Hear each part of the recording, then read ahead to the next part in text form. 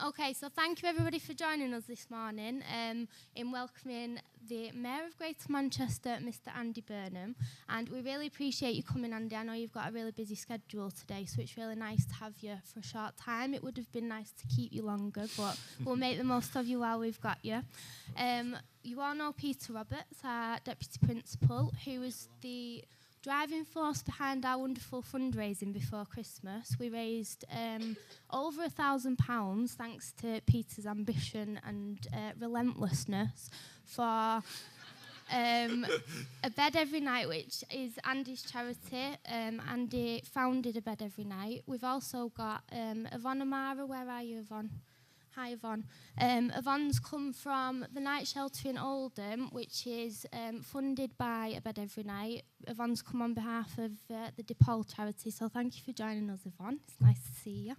I'm going to hand over to Andy to give us a short introduction and overview of his role and his priorities for Greater Manchester, and then we've got some questions from the audience. We're short on time, so we're going to try and keep things concise. Okay, so I'll hand over to you, Andy. Thank you. Oh, thanks very much, Rosie. Morning, everybody. I'm hoping you're going to cheer me up today, because I was in Westminster talking about Brexit all day yesterday, so I'm glad to be back in the real world and talking about things that really matter. So I'll just speak for a little bit and explain something about what I've been doing. I don't know if any of you will remember this, but I was an MP for 16 years. And I decided to leave Parliament because I became really frustrated, actually, about the way it neglects the North. I lived within that system for all that time. And in the end, I just kind of concluded that it doesn't work for us in the same way as it works for London and the South East. It's very much focused on life down there, and it isn't focused on life up here. So when this kind of change came, when the government agreed to devolve some power to Greater Manchester, which it did, to be fair to it, I thought, well, to be honest, I want to kind of take up this opportunity, really, to try and build a different way of doing politics that's much closer to the ground, much closer to people. We're all getting frustrated to think about the way things are going down there at the moment with Brexit, but it kind of brings out the problem. It's all about point scoring and, argument without actually trying to get on and solve things to get solutions for people. So that's why I kind of took a step away from that whole thing and was really kind of privileged to be elected as the first mayor of Greater Manchester in May 2017. So I've been in the job coming up for 2 years. And I've got a range of responsibilities. Thanks very much. Transport, policing, the health service, planning, housing, whole range of things. But in the end, the way I do my job is, I think it's my job to kind of focus on what is in front of us and what really matters. And the thing that I've felt over the last few years is the growing homelessness crisis, housing crisis, is just, well, it's a scandal in this day and age that so many people are being forced to spend a night out without a roof over their head. And the problem's just been getting worse and worse over recent years. I think Parliament has been so distracted by Brexit that it hasn't focused on it. And I just think, well, here at least we've got to try and do something different. So even though I didn't have all of the powers that I needed or all the funding that I needed, I kind of made a commitment that here we should try and end rough sleeping by 2020. Now, it was a bit of a big thing to say, but actually I don't regret it at all, because it needed to be said.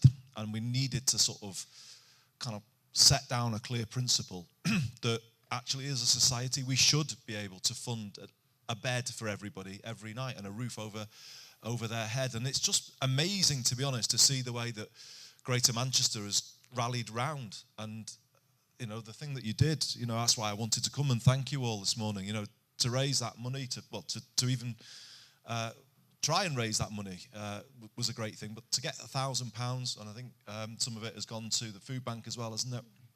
It's just amazing that you did that, and I wanted to thank you for it. But, so many people are getting behind the campaign.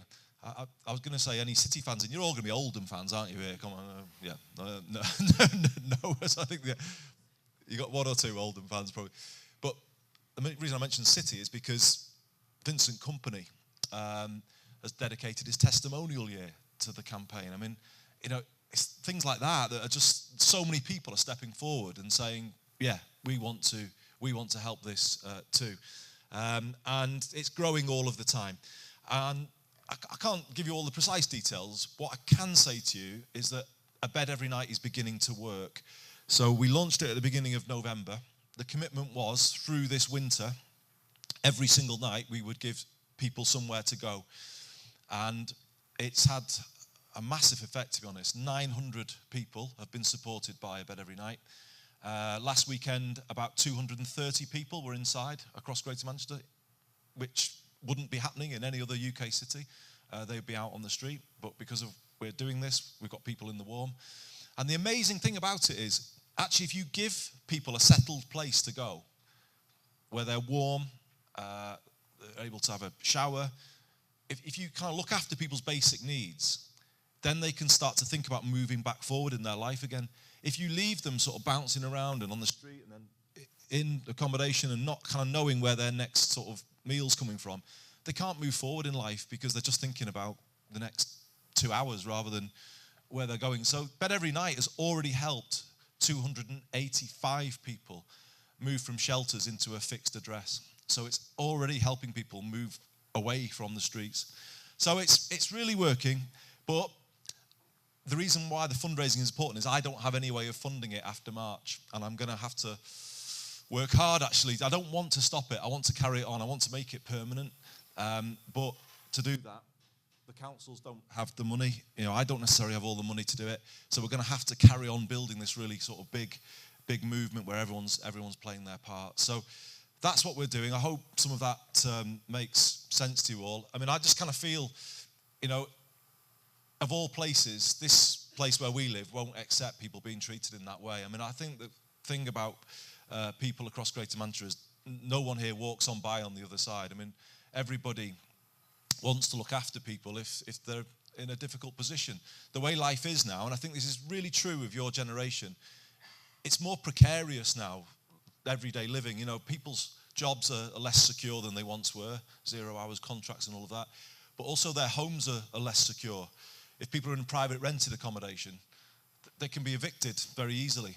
And the biggest cause of homelessness in Greater Manchester actually is eviction from private rented accommodation. So life is very, very difficult for people now. If we're honest, we're all just a few bits of bad luck away from being in those doors ourselves, in those doorways ourselves. And going back a few years, there used to be a big safety net there. If people fell, if for whatever reason they were in a crisis, there would be something there to catch you. Whereas austerity and all the cuts that the government has made has torn big holes in that safety net. So now if you fall, you just carry on going and you end up right down on the street in those doorways. And it could happen to any of us, absolutely could happen to any of us. And what I'm trying to do is just say that we should stand for something different here in Greater Manchester. We should be sending out a really clear message that for some people to be successful in life, it doesn't mean that other people have to sleep in doorways. And I think we're slowly but surely beginning to make that happen. And I can't give you all the details, but figures will come out next week which will show that actually for the first time in a long time, the numbers of people sleeping rough in Greater Manchester is beginning to come back down because of what we're doing. So we're on the right path, but there's so much more that we need to do. But I'll just finish there and say a massive thank you to you all for being a part of it, and thank you to the college for supporting A Bed Every Night. So thanks very much, Rosie.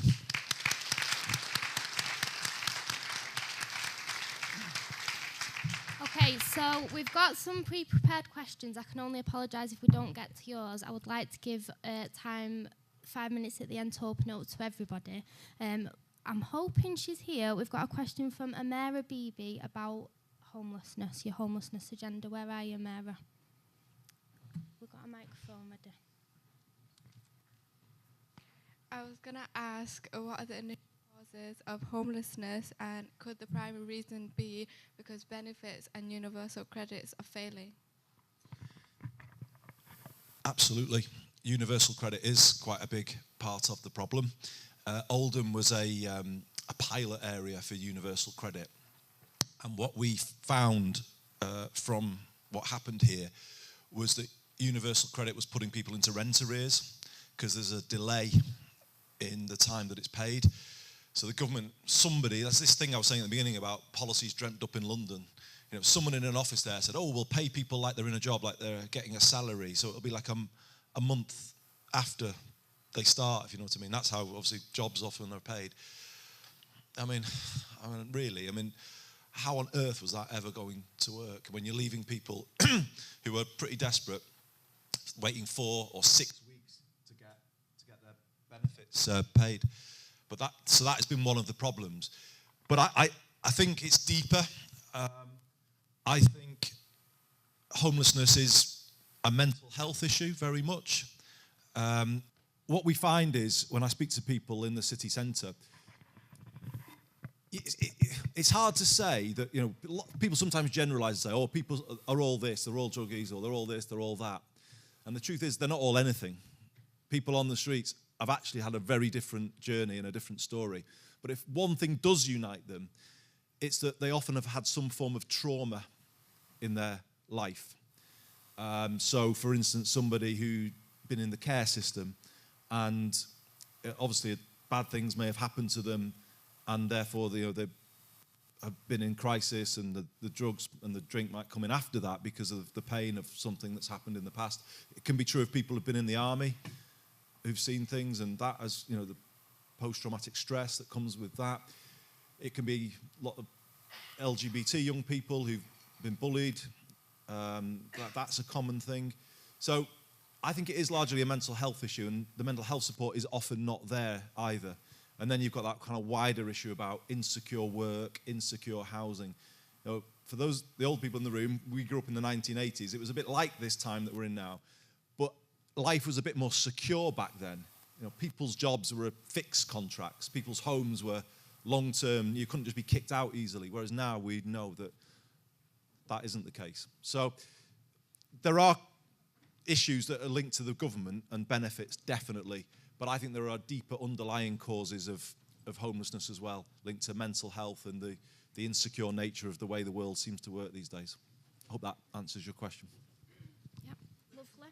Okay, we've got a question from Benjamin Thornton. Where are you, Benjamin? Here on the front. Off topic, but still very interesting. Good. Hi, Andy. Hi, Benjamin. Yeah, I was just wondering what you thought about Corbyn's leadership of the Labour Party. Oh, my. No, I support him. I laugh because it's a sensitive one for me, because I lost to him. I don't know if you will all remember this. You'd have been too young at the time, but I was the front runner in 2015, and it's never a great place to be the front runner, because you're there to be sort of shot at, and I was shot at, but also I made a lot of mistakes. So then Jeremy came up and kind of and beat me, probably deservedly so. So no, I support him. I think a lot of the policies that he's bringing through go to the heart of some of the things I've been saying. You know, I think we have got things out of perspective as a society. You know, how is it that some people are on 0 hours contracts, can't even earn enough to feed their kids, and have to go to food banks, even though they're in work? And that would be true of a lot of people in Oldham. It's not people out of work often going to food banks, it's people in work going to them. So how have we got a situation like that, but whereas people at the top of organisations are getting sort of 6 or even 7-figure salaries? I mean, you know, the gap has got far too big in my view. You know, go back to what I was saying about the 80s or the 70s even. The gap between people at the bottom of organisations and people at the top of organisations was much narrower, whereas over time it's got much bigger. And I kind of feel that somebody needed to sort of speak out about that, and Jeremy has done so very effectively. I think, you know, I'd like to see them maybe taking a clearer stance on the way forward over Brexit, but maybe that will come in the next few days. But on the whole, I think I'm a loyal Labour person. I support what he's doing. If I'd been leader, I would have done things differently, but that was the choice that the party made. You were in his shadow cabinet, weren't you, prior to becoming... Yeah, so when I lost, I could have taken my bat and ball home. I didn't. I was Shadow Home Secretary for, what was it? It was from September 2015 to roughly around September 2016. So I dealt with, well, it was an issue I've been dealing with before, but Hillsborough, and the thing that matters to me quite a lot, the whole question about justice for the families. The referendum, actually, I was Shadow Home Secretary when the referendum happened, and I was Theresa May's opposite number in the House of Commons. And I brought a vote supported by Jeremy to give European nationals immediate leave to remain and status, given that they'd come here, we'd invited them here to build our country up. And it really struck me then. They said no to that, and they got off on this like hardline position with Europe, and it was such a mistake. And I think we were rightly challenging that at the time, and I think it's frustrating to see where we are now, where she's really dug a major hole for not just for herself, sadly, for the country as well, which is very, very frustrating to watch.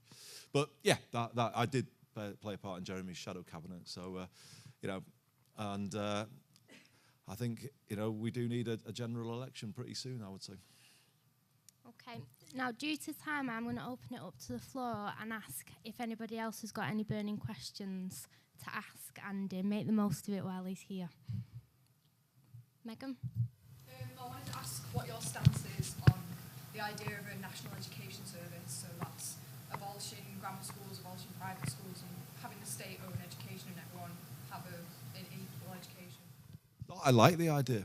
I am a passionate believer in something that's gone a bit out of fashion recently, and that is what I would call comprehensive education. So in my view, education shouldn't be selective in any way.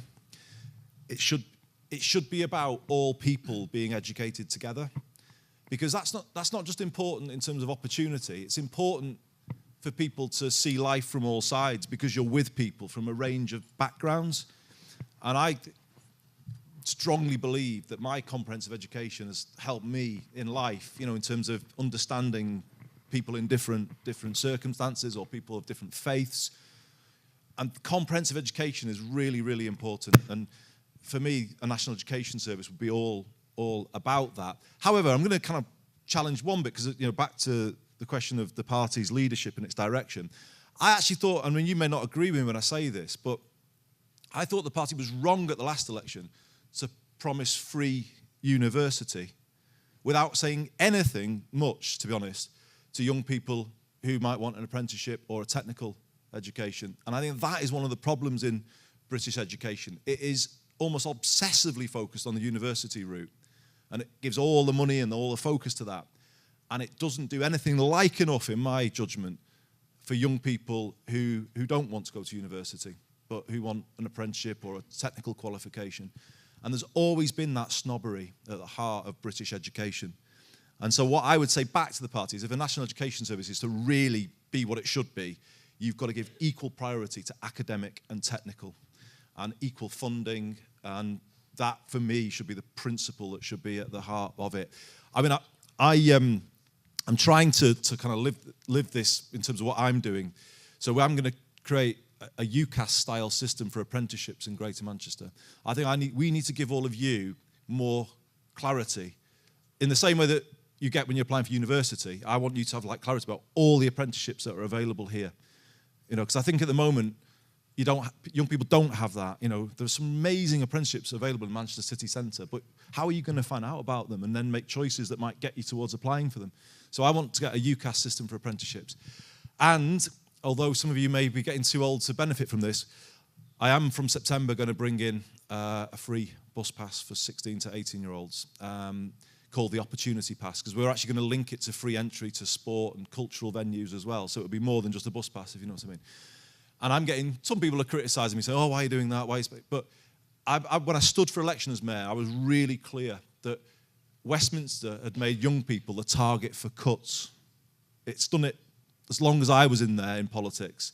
They cut the EMA, they cut Future Jobs Fund, they trebled tuition fees, and they were always kind of promising things for older voters.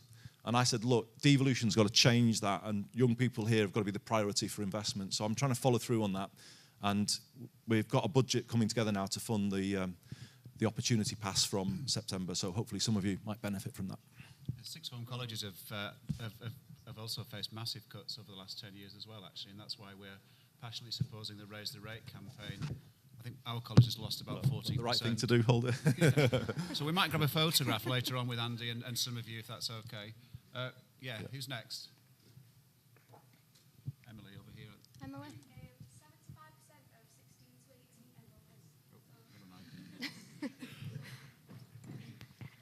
75% of 16 to 18-year-olds with a mental health issue currently aren't receiving treatment, and mental health provision in this borough is particularly low. So what's your answer to this ever-growing problem? Well, thank you for raising that. It's such an important issue. As I said, in many ways, mental health, I think, is the health issue of the 21st century because of the way life has changed, because of the way life has become more stressful, more insecure, more precarious. The demand for mental health support is rising all of the time, and the NHS hasn't kept pace. It's got a kind of traditional view that physical health is the sort of first thing you go to, when actually, to be honest, mental health is as I said, becoming the biggest priority. So what's our response to that? Well, I wouldn't say it's yet good enough, by the way, because we have this historic underfunding of mental health. But actually, even worse than that, children's mental health is a sort of low. So if mental health is the poor relation of the NHS, children's mental health is the poor relation of the poor relation. It gets about 10% of the mental health budget. When actually, if you go back to what I was saying a minute ago, young people should be the priority for investment. No child, in my view, who needs mental health support should have to wait a long time, or worse, be turned away, or be sent to a bed 100 or something miles away. And we are trying to turn this around in Greater Manchester. So we have reprioritised things, and we recently put about £150 million into mental health that was actually going to be spent somewhere else. So we've kind of reprioritised, and we've used that money. I'll do just two things I'll quickly mention. One is we have piloted a scheme called Mentally Healthy Schools, which is about putting a counselling service in primary and secondary schools. So an independent counselling service on site in the school. And there's no reason why we couldn't work with colleges to sort of take that principle a bit further as well. And it's had brilliant results from the pilot. So we're now going to extend it to all schools in Greater Manchester. So that's one thing that we're doing. The second thing that we're doing, and this is where devolution comes in, because devolution is the power to do things differently, which is what kind of Manchester and Greater Manchester famously says it likes to do. You know, we do things differently here. Well, one thing that we're doing differently is we have used our powers and our freedom with devolution to become the first place in England to publish waiting time data for children's mental health services. So no, we're the first ones to do it. And because we feel you won't improve things till there's honesty about how bad they are. And when people can see how bad they are, then hopefully there's action to change things. So those are the things that we're doing, but I'm really glad you've raised it, because I think I see it in my own kids. The pressure on all of you is much greater, I think, than it was on us when we were your age. And yet we haven't put the money in to support you all with recognising that pressure that's upon you. And this is something we need to keep working at. So thanks for raising that. We've got 2 minutes left, so can I just end by asking what your plans are after your tenure as mayor next year? You already kind of talk me out of office. So you want me to? You want to put me out to grass, Rosie, or straight away? I'm planning to stand again. So I'm sorry if that's disappointing news for you, No, but not at all. no, I'm planning to stand again next year. So May 2020. Will be the end of my first term. So the first term was a 3-year term. Mm-hmm. So I definitely want to seek another 4 years as Mayor of Greater Manchester. And I would possibly even want to do another one after that. So, you know, I've kind of had a bit of a long journey in politics. And, you know, I've kind of come to a point where I think this job is kind of right for me. I never really did fit in that Westminster system somehow. You know, it was never my natural habitat, if I could put it that way. You know, it is a bit, I don't know, you know, it is a bit, as it seems to all of you on the television, it's a bit elitist, it's a little bit, you know, sort of strange. And I tried my best within that world, but it was never my world. And I kind of feel more that this job is my world. And I hope we're giving the North and Greater Manchester a stronger voice by by doing this job. So it kind of it fits with me a bit more in terms of my personality. I mentioned something that matters a lot to me, Hillsborough, which happened when I was your age, and it affected a lot of people I knew. You know, I tried to work within that world, to get that world to wake up to the fact that there was an entire city of England crying injustice. But the fact that it took 20 years for anyone to pay any attention tells you that this country doesn't treat all areas equally. I'm afraid the North is still treated as second class too often. Well, you've probably worked that out for yourselves already. And I'm kind of passionate about changing that. And I actually think the referendum result revealed that. You know, it wasn't that people were xenophobic or worse, racist. Maybe a percentage of people who voted Leave were like that, I don't know. I think the majority of people who voted Leave were saying, this system we just don't get the same fairness in this Westminster, Brussels system. You know, and I think that was what was coming through.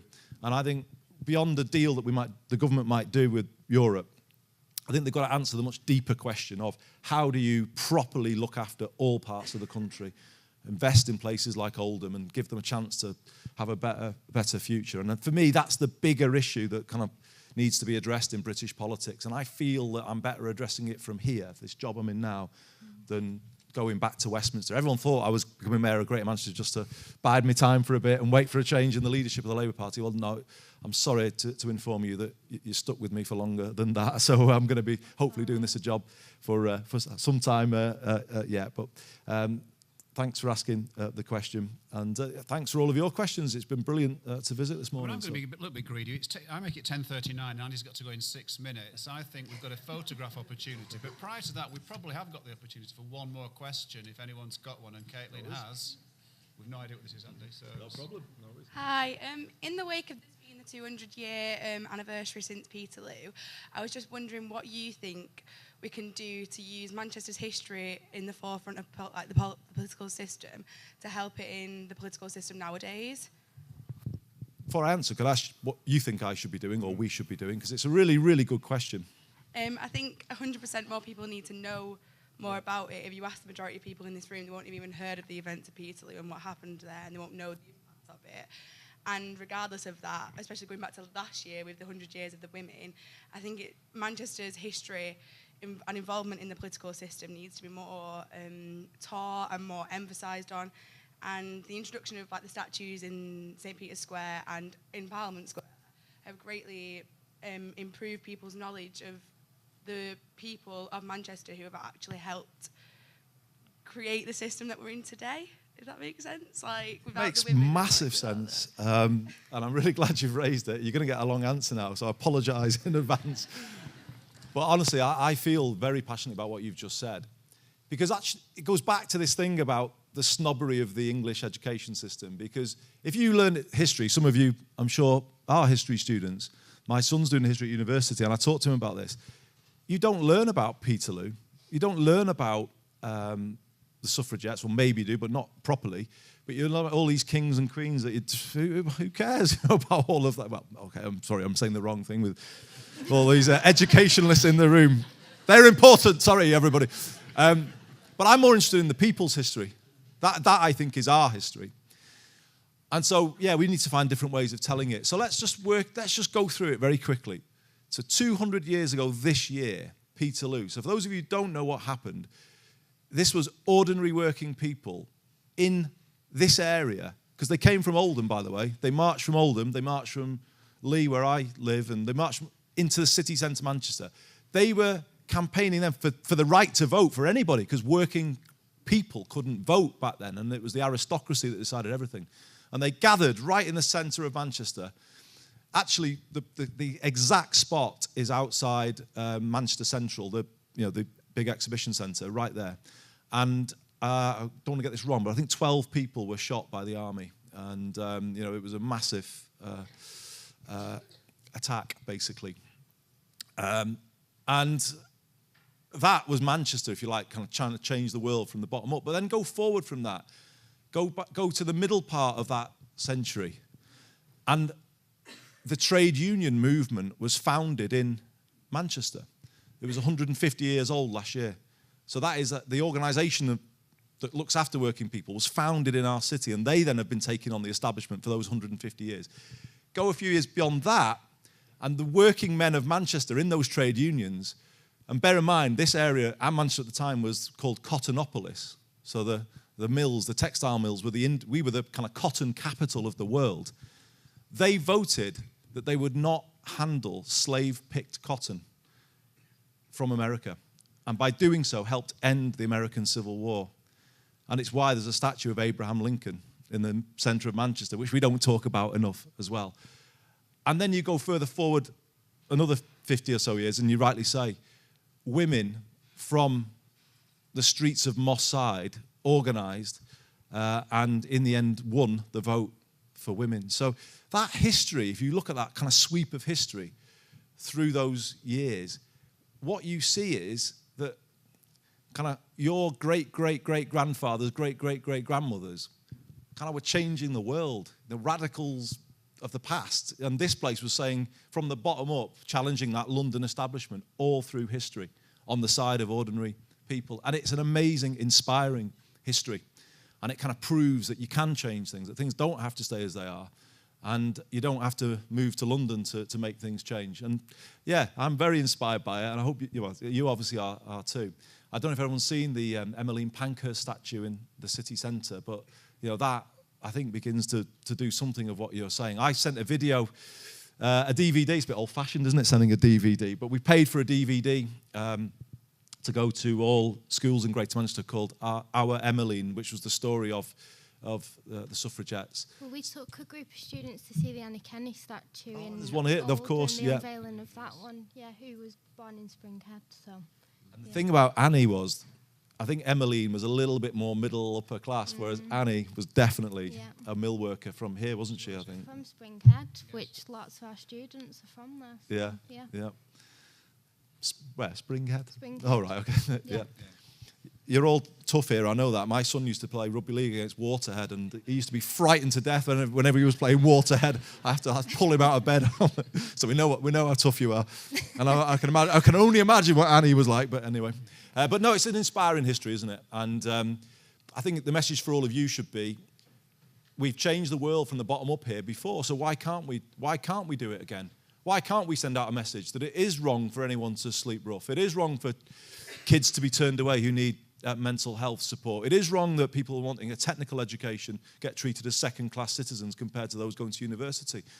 I just think we can sort of make those statements through devolution, and we should make those statements. And what I hope I'm doing is, through things I'm doing, that I'm putting a different way of putting pressure on the Westminster government. So we've got this very controversial document that we've just published called the Greater Manchester Spatial Framework, which is all about our space and how we use our land. But one thing that we've put in there is that we are all agreed, all 10 of our councils, that we are opposed to fracking. And we've said to the UK government, we don't want it here. We are putting it in our document to mean that we'll be able to fight it stronger legally if you try and bring it here. And it's things like that, I think, that can start to sort of change things bottom up, if you like, rather than us all just like kind of getting fed up with the government who are trying to impose things on us top down. So that's why I'm kind of fired up doing this job. I'm enjoying it, and I'm afraid, Rosie, you're stuck with me for some time yet. I don't mind. If I get voted back in, of course. Anyway, thanks very much, everyone. Right.